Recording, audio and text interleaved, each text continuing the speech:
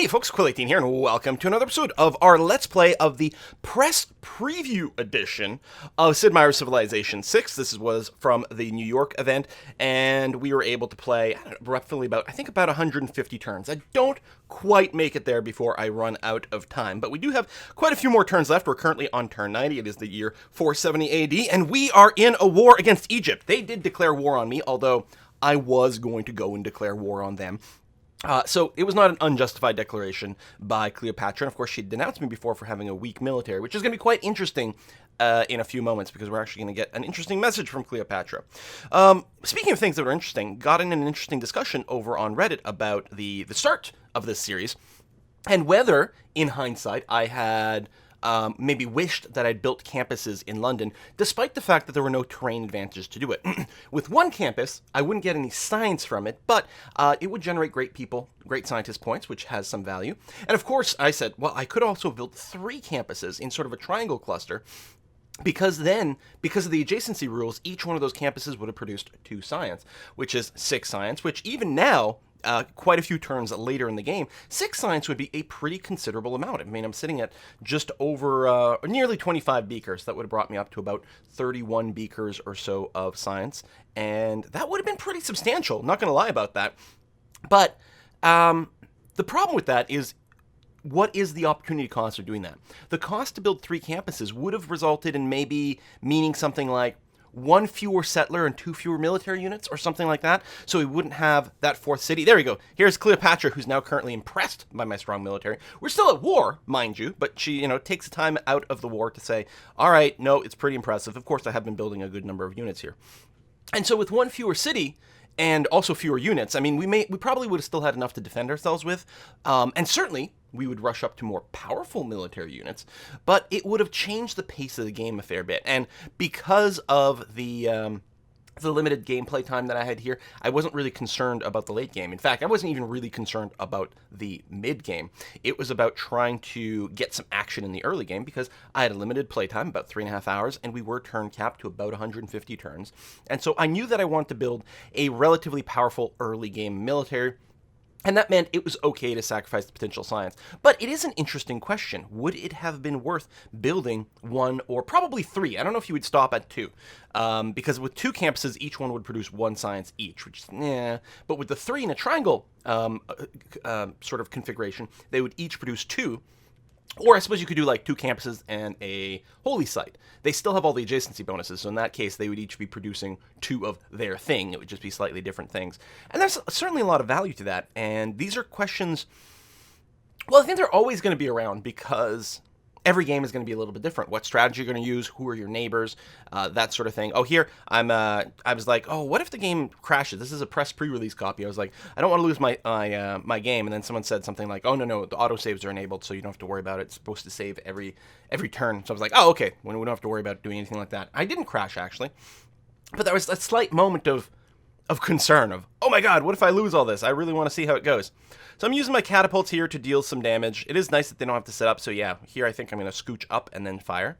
Oh, no, that's a double move because of because it was far away and wasn't in range, and I couldn't have crossed the river and fired, because crossing the river would have eaten all my turns. But I think I was feeling confident enough that I probably wouldn't lose anything to the Egyptian chariot, which have proved very, very tricky. I mean, they don't necessarily do that much more damage compared to the other units of the era, but that extra movement actually turned out to be quite tough, because they were able to move in on me at a much faster rate than expected. And certainly in a player's hand, I would expect the extra movement to be particularly more powerful. There's poor little Manchester, the ice ball city. One of the other reasons that things are weak. So it looks to me like Necken has walls. I don't think it had walls to start off with, but it definitely appears to have them now. It's got a defensive strength of 25 right now with a unit in the city. If the unit left the city, it would certainly go down. Oh, hey, Pedro. Will you receive our diplomatic delegation to your capital? Sure. We'll be friends with Brazil over here. That's perfectly fine. So the way it was explained to me, and the way some of the tooltips indicated, is by default, if a city has walls, melee units cannot attack it until the walls get beaten down by ranged units. But if you have a battering ram adjacent to the city, then melee units can themselves attack the city walls. And what's interesting about that is you don't have to have the melee unit on top or attached to the support unit. In fact, as far as I can tell, you don't even need it to be adjacent to the support unit in this case of the battering ram. It's as long as the battering ram is adjacent to the city, all melee units who want to attack the city, regardless of where they are positioned, can do so and can damage the city walls, which is kind of interesting. It really means that I did not need to have 2 battering rams here, although again, as a backup, it might not be too bad, but definitely seems like the second battering ram didn't really add much for us. See, Pedro's got some missionaries running around here trying to spread his religion, which is okay, since we're just focused on the war effort right now, and we're not going to get a missionary out there. Although, again, we are accruing a lot of faith, and at the time in this game, I didn't know about spending the gold and the faith to get the great people until it sort of it clicked in more later, because I saw the buttons already, but it didn't really register at the time. I saw them, and I was like, oh, that's a thing, and then I sort of forgot about it, and then later in the game, I'm like, oh, I could have done this. I'm still happy with spending the money on units and buildings. I still think that's very strong, but I failed to check on the faith cost of units later on, because right now I don't think I can afford it. You need more than what I've got to be able to finish things off. Is that... Oh, no, that's a city-state warrior. I think I was like, is that a barbarian? Oh, no, I don't want to attack you. Never mind. So we'll just move around here. We did just clear out the barbarian encampment here, and I don't know, last episode, so a few turns ago. I think we did sit around and heal our scout after that, but... So we're continuing our march on Necken. Necken is very, very hard and annoying to approach, because it is surrounded by hills and rivers and whatnot, and it really is slowing down our approach, especially with the new movement rules in Civ 5. It's just brutal. I do have to worry a little bit about that one spearman who's down at 0 hit points here, but we should be able to finish off this chariot archer one way or the other. There's, of course, still the chariot archer inside the city of Necken itself, and if Necken has city walls, then it can bombard us. Cities, by default, cannot bombard. You need to have at least city walls before you can do that. So I guess the city walls are not just walls, they're the full fortifications. You can put archers on the top. Maybe there's some ballistas on there. I don't know. But cities cannot bombard until you've got that, which really changes a lot of the military dynamics. You can't be blasé about your defenses, in particular because apparently, at least in the build we had, we could not rush build walls as far as we could see, which means you really have to make the effort to hard build walls ahead of a war if you want to be defensive. But it does add a lot of defensive potential, and especially when combined with the encampment, because apparently you can bombard out of the encampment if you've got city walls. Never got around to testing that, but that is apparently the case. Yeah, I think that slinger animation is actually from the city itself there, because they don't have a slinger in the city, but I think that's the city attack animation. Probably it changes with the eras, I'm assuming. I mean, we haven't seen that, but we've seen that in previous versions of games, that the bombard animation from cities will change from arrows to rockets, for example. There might not be any more granularity than that in the past, and well, it'll be interesting to see exactly what goes on with it in this game. So I've got my sacrificial pawns from the city-states. You can tell the city-state ones because they've got the little clock icon. So those are the loner items, so they can be a little bit more sacrificed. Not to be confused with this warrior over here who's gotten a promotion. So I think we'll finish it off with the heavy chariot, which is fine. I think I'm having a conversation while we're doing the war over here, which is one of the reasons it's going a little bit more slowly, because I'm half thinking about my moves and half thinking about what I'm saying in my conversation. Oh, there's that other chariot over there, which I don't know if they can one-shot a warrior. It might be. It would certainly suck if they could. Am I going to pull back with the slinger? Oh, look at me being nice to my city-state units. Whoa, whoa, whoa. What's all that about? And over here... Yeah, I'm just trying to move in. The movement here in this particular fight is just awful. And there might have been a way for me to...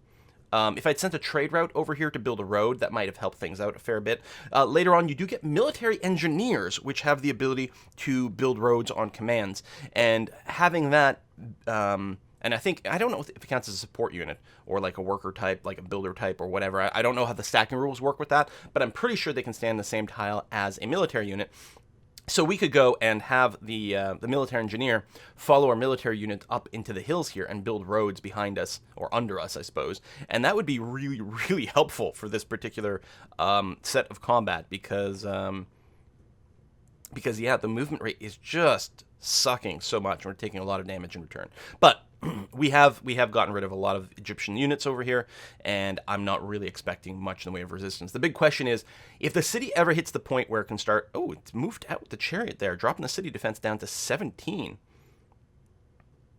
But I think I'm going to get double bombarded in the warrior now. Because I think the one chariot couldn't have done it. But now, like this, I think we are going to lose it. But it might open up some possibility of attack. I can catch the chariot out of the city.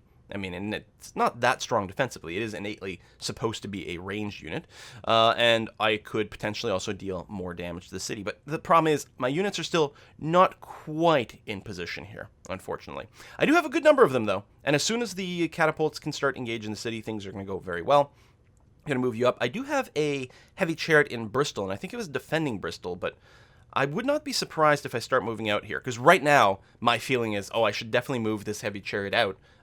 So I can go and hunt down one of the Egyptian chariot archers. But it'll be curious to see if past me comes to the same thought. But that's right now, that's what I want to do. I want to pull that unit out and go and blow up some stuff. So yeah, I can't shoot from here because the line of sight is obstructed by some hills in front of me. And everything about the city attack is very, very, very awkward. Is that? Yeah, there you go. Move out. No, move out west. There you go. Do that. And we're not going to be able to actually attack, so the question is, what do I do? Looks like I'm going to go for breaking line of sight. If he wants to shoot me, he's going to have to move forward, and hopefully we will be able to eliminate that unit next. But between the terrain, not to mention the mountains themselves, we really don't even have much of an angle that we can move on a neck. And it's not like my fast-moving units can move around behind the city and try to attack from the rear. There's not a real way to navigate behind the city. The best we could do is move right alongside the mountains. There's a little bit of flat terrain there, so that will help a little bit, although we still have to do a river crossing, so there might be another angle. Am I going to move up here? Looks like the answer is yes. Now, with zone of control, it's possible that Egyptian chariot could not get into the city, even if it wanted to here.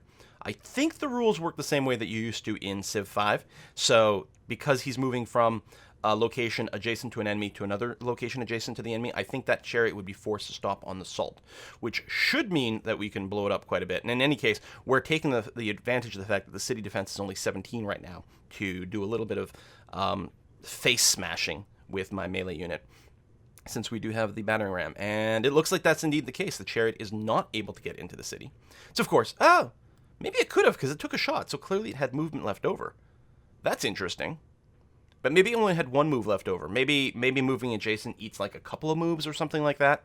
And so it had one move left over, and it decided rather than move into the city, it was going to take a shot, which I think is fair. I can't fault the AI for having made that decision. I may have made exactly the same decision in this situation. Because honestly, it's not really feasible for me to kill that thing, as is. The borrowed heavy chariot in the back here is nearly done healing. It would not surprise me that if I decided to activate it without letting it rest to full health. Lots of combat going around near Preslav. Lots of attacks. I think at this point Geneva is part of Brazil, because I think it's helping out against Preslav. But, spoiler alert, that is not going to be the case for much longer. Things are going to change a little bit soon. Still scooting a boot up here? Maybe. Oh, got a leader cutscene. There we go. Oh, we met Catherine, the Queen Mother of France, even though she's Italian. I welcome you to the realm. I do so look forward to learning all there is about you.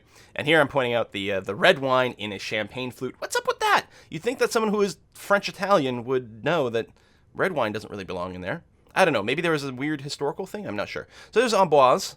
We don't know the rest of where her cities are.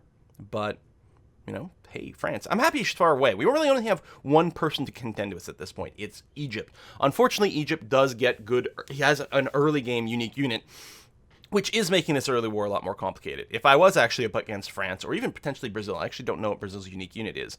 Most likely, we wouldn't be contending against a unique unit, though, at this phase in the game, which would sure as hell make things a lot simpler.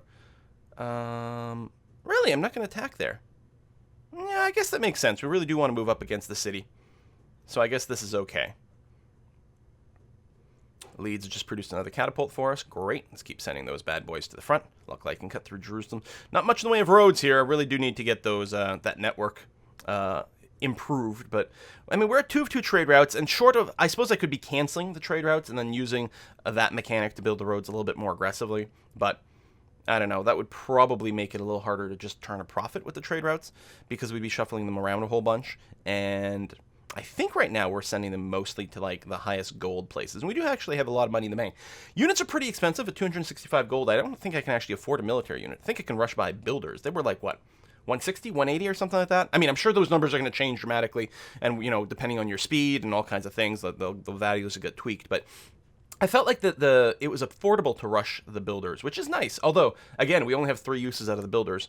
One of the civilizations gets +1 use, don't they? And I think there might be a wonder, or it might be a civic that gives you like an extra charge on a builder, which is pretty damn good. Gives you a lot of extra value out of those things. Yeah, I don't remember specifically. I know there was something in the game, at least one thing in the game that gave your builders +1 uses. And yeah, that is a very, very attractive proposition because it's 33% more uses. Significant. Yeah, you just fortify until healed over here. We don't have anything to pillage in that particular tile, so I don't remember if pillaging heals your units in this game. There's part of me that kind of wants to say no, but I'm not sure. Well, that's interesting. Neckin's city strength is only 22. Does the city strength, and that's with the unit back in, but last time a unit was in there, it was like 25 or 26 or something. Does the city strength go down as the walls get damaged? If so, I'm actually quite keen on that mechanic. That would be quite wonderful. I bet you there's something like that going on. I mean, the military unit in there is not at full strength either, but I would be really surprised if it was that. Although I suppose it could be. There's something that means that Neckin's military strength isn't as quite as high as it was.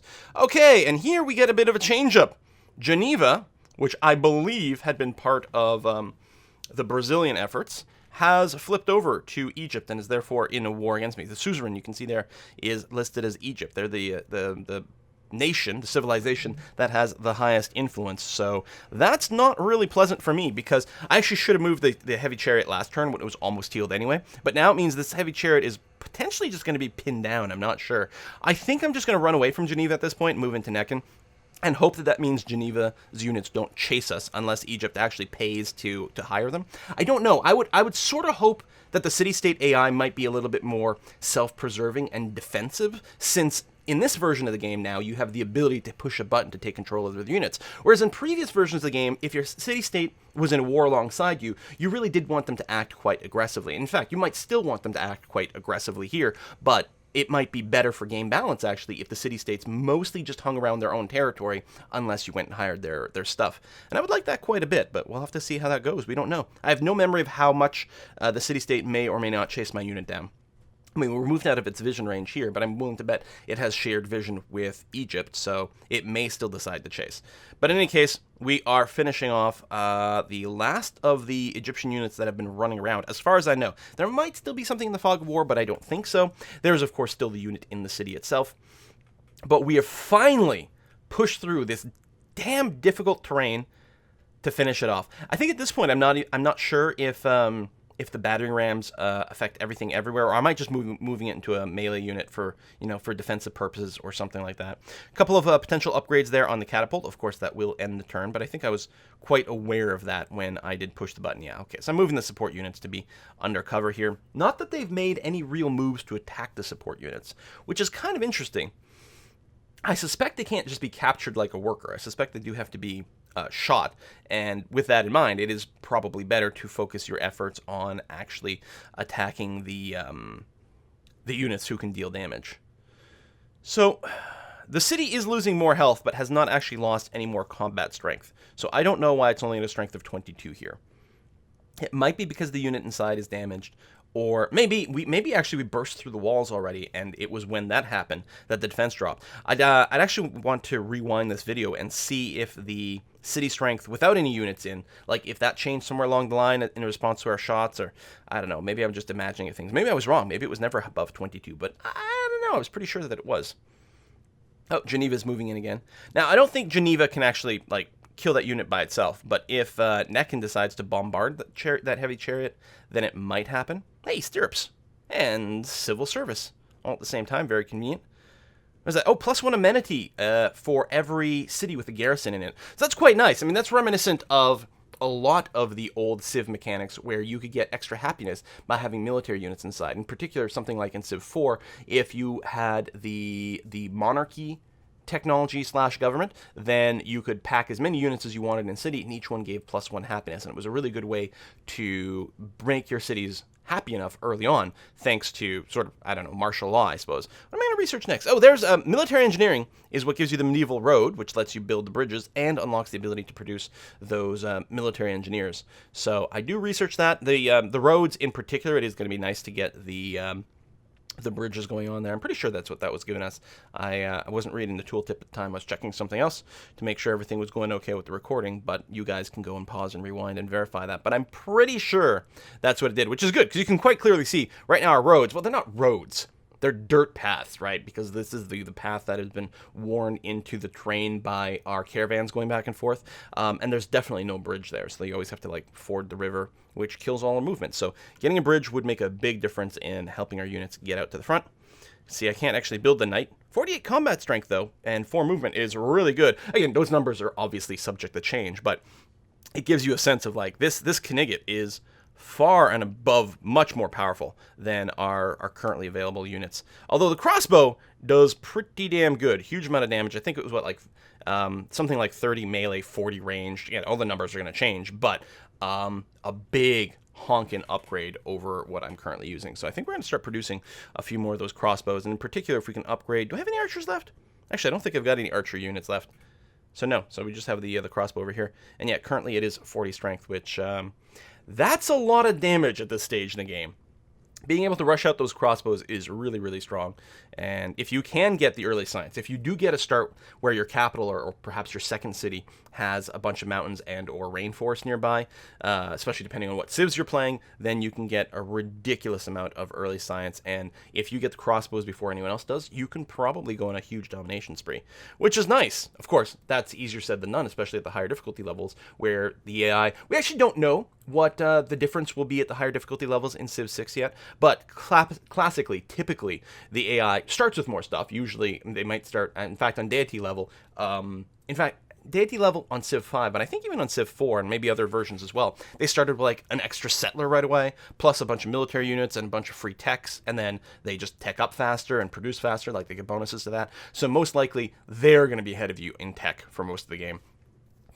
Especially early on in the game, because that initial set of free techs is just such a huge advantage that tends to snowball a lot. But by the mid-game, you can usually stabilize against these guys and maybe even get a few tech slingshots here and there. On the other hand, the Eurekas and the inspirations that you can get here in Civ 6 give you, hey, we've captured the city, hooray, and we're going to keep that.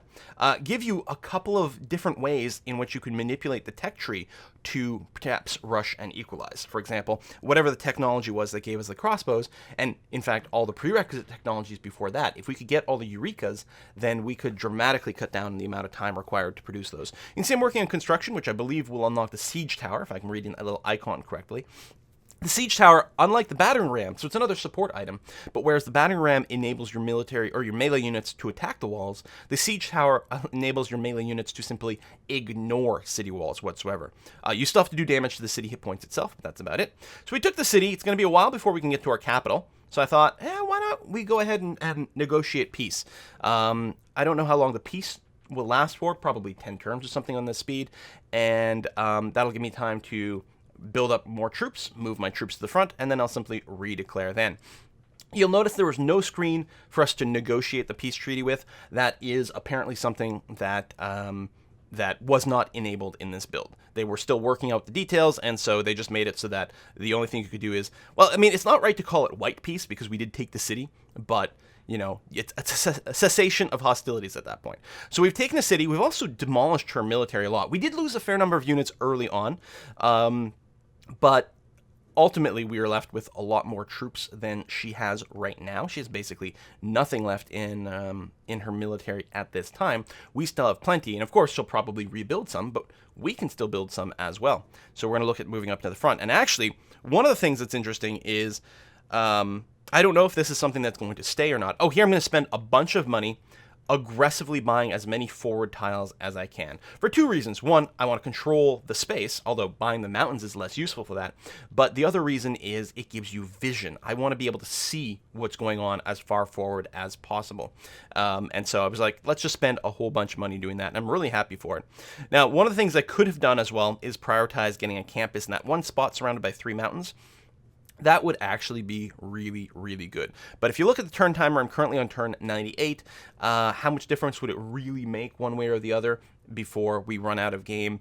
I'm not sure. So I think I make the decision here to basically ignore that and just keep focusing on military, with the idea that I want to do a follow-up war so that I can take the rest of the Egyptian territory. In particular, I want to be able to take her capital, which has some wonders. So I'm very much 100% focused on the military effort at this point, which is also one of the reasons I spent so much money buying the tiles rather than, buying an extra building or something like that. From a militaristic point of view, having control over that territory so I can heal and she can't, and also pre-position my units and she can't, as well as the extra vision is going to be hugely handy because it doesn't actually help our city grow at this point. Well, there may have been 1 or 2 tiles in there along the river in the northwest that were pretty good production tiles. I think there's actually some floodplain there. I'm not sure. And I'm also going to peek out in the south. I've never actually explored the southwest part of our continent, so I want to take a look over there. Oh, there we go. She loves me. I love a leader who is surrounded by an impressive military. And I think I might go and open the diplomacy screen after this to try to get a sense of exactly what our relationship is. The answer is poor. Very, very, very poor. We're getting a slight positive boost to our relationship as a result. Oh, here I'm looking at the fact I've got some extra luxury resources, and I'm like, I wonder if I can shop those around. So I think there's going to be a little bit of diplomatizing here. But yeah, despite the fact that she likes me, we also have massive negative modifiers against us. We're going to send a delegation to the palace, send her some gifts, improve that, and see if we can't make a deal. I would like to sell you some wine. I mean, you're French-Italian. Wouldn't you love this? So what would you like to give me? Functionality not implemented yet. Fair enough. They would be happy to accept this deal. And I think a lot of the function, the AI evaluation of deals just wasn't, again, not in our build. They were still working on it. And I think the AI in build we're playing in is actually happy to basically accept anything. They're just like, their function that maps to, is this an appropriate deal or not, just always returns true in the build that we had. And I don't think we could do the gold per turn deals. So I guess it's not true, because here he says never mind. Now that might just be a factor of the fact that he doesn't have enough money to support this, because it does just say never mind up there. Or maybe they did have some of the stuff, but obviously you can tell that this is still a screen that is hugely still in development. So we don't know what this is going to be like in the end, and how much the AI will value different types of deals or not. Let's see here. Even if I drop it, yeah, not willing to do it. He might be losing money, which might be part of it, or the gold per turn function may not be kicked in. So I think here I'm going to go never mind, and I'm going to try again and just ask for flat gold, which she'll be quite happy to do it. So the salt, and I would like to take 100% of your money. There's the accept deal button. So yeah, there's still some work coming in here. This and the peace deal. So I'm really anxious to see exactly how the peace deal functionality works, because obviously this is a really important part of the game, right? If you destroy someone, you're sort of accumulating an internal war score, which has always been the case in Civ, and you can ask for more stuff. Can we get cities? Can we get gold? Can we get resources? Can we get gold per turn? What kind of stuff can we get that way? How willing are they to do it? Does the fact that we've taken some of their cities make them more or less likely to give us more? I mean, it's entirely conceivable that if part of the peace deal is, I'm going to keep these cities that I have conquered and not give them back to you, then maybe that should count as part of your peace deal treaty, right? Like, if I said, oh, peace now, but I'm keeping Nekin, well, maybe Nekin should be worth X amount of peace deal stuff, so I actually can't ask for more or as much as I would like, unless I'm willing to return Nekin in exchange for, all her marble or some damn thing, or another city. But that part would surprise me. I don't think that's ever really been a part of Civ. In Civ, generally speaking, once you've conquered a city, peace deal or not, it's just yours, and the AI just looks at that. It doesn't see that as a city that used to belong to it in terms of peace deal negotiation. And in fact, taking cities just tends to lead to more war score, which makes the AI more eager to peace out and give up more stuff. So that's probably still going to be the case, because there's a lot of changes in Civ 6, but it is at its core still supposed to be civilization, and that means relatively simplistic peace deals. There's a cap on the sort of complexity of some of the mechanics in this game, and it's one of the reasons that Civ is not a grand strategy game. It's not a political negotiation game. It is a 4X game that is great and has a lot of tactics and a lot of strategy, but has a certain cap on the complexity of any one mechanic. So I suspect the peace deal will still be quite similar, but at this point, it's complete guessing. I don't know. So I'm going to keep moving my troops closer to the front as much as possible. Some of them are just resting up a little bit here because there's still a massive bottleneck my neck in. Moving units through here to the new front is a huge pain in the butt. I am also sending some units to the southwest. There's clearly some more Egyptian land down there, so there will be another city. I want to see where it is, where it's positioned, if we want to attack there, if there's a way for me to bypass that city on the way to the Egyptian capital. And of course, there is also the Geneva problem, the fact that they are part... Ooh, so what is the thing on the left that I unlocked here? I know the thing on the right is the siege tower, but what is the thing on the left? Is it a building? I think it's a building. It may be a new type of barracks. I think I'm having a conversation right now, which is why I'm not mousing over anything or interacting with anything. So my apologies there, but...